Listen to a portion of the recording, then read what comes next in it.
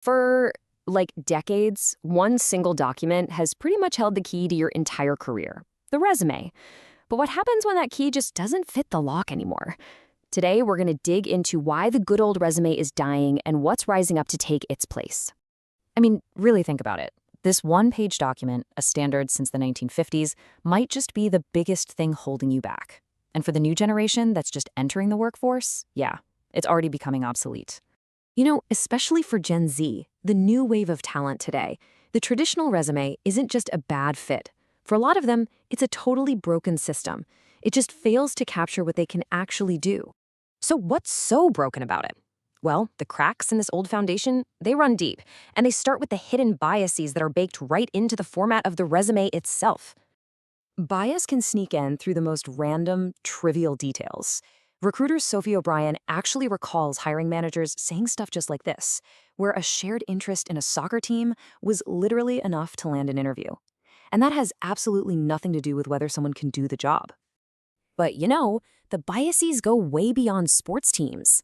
Get this, a massive recent study sent out over 83,000 fake job applications to major companies. The only real difference between them was the name. And the result? Applicants with white-sounding names got way more callbacks. So here's the crucial point.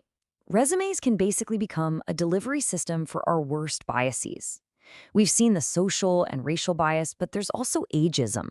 A survey found about a third of hiring managers admit they have a bias against hiring Gen Z. And then you have educational privilege, where recruiters use a top university as a, quote, lazy way of shortlisting, filtering out countless qualified people. This quote just gets right to the heart of the problem, doesn't it? A single piece of paper, it just can't capture a person's potential, their attitude, or how they solve problems. It's a flat summary of a three-dimensional human being. Okay, so if the resume is the problem, what's the solution? Well, it's a pretty radical new approach that totally shifts the focus. It's all about hiring for what people can do, not what they've written on a piece of paper. It's called skills-based hiring. And the concept is actually super simple. You forget about scanning a CV for job titles or fancy degrees. Instead, you test candidates on the actual practical skills that are needed for the role. Sophie O'Brien actually put this to the test herself. To hire her own interns, she just threw out the rulebook. She explicitly said she would not look at a single CV. Instead, she gave all the applicants a simple task that was directly related to the job, making some mock social media posts. And she hired based on the quality of their work and their attitude. That's it. And the results were stunning. In one case, while she was helping another company, she tested her method on their applicants. A candidate whose very technical-looking resume had landed him in the reject pile, well, he was given a practical task, and he just crushed it. He got the job and turned out to be a phenomenal employee, someone they would have completely missed otherwise. Now, stories like that are powerful, for sure, but this whole movement is being driven by some really hard data.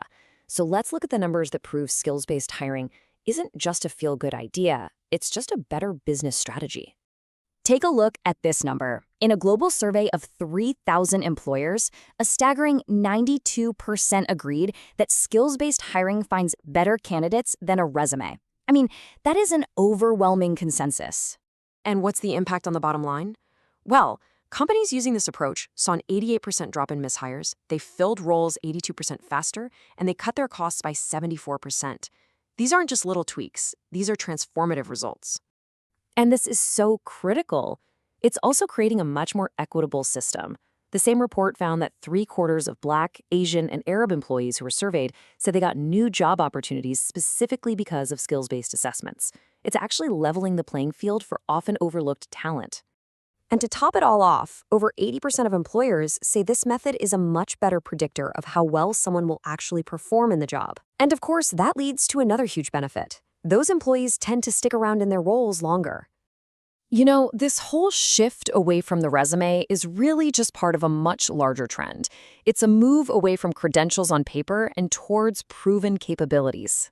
This didn't just happen overnight. It's been an evolution. The resume became the standard back in the 50s.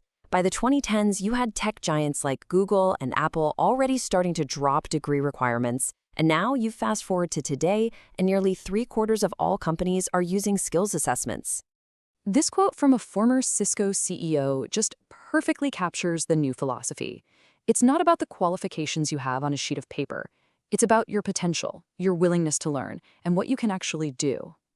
So as the resume starts to fade, the whole game is changing. The focus is no longer on where you've been, but on what you can do.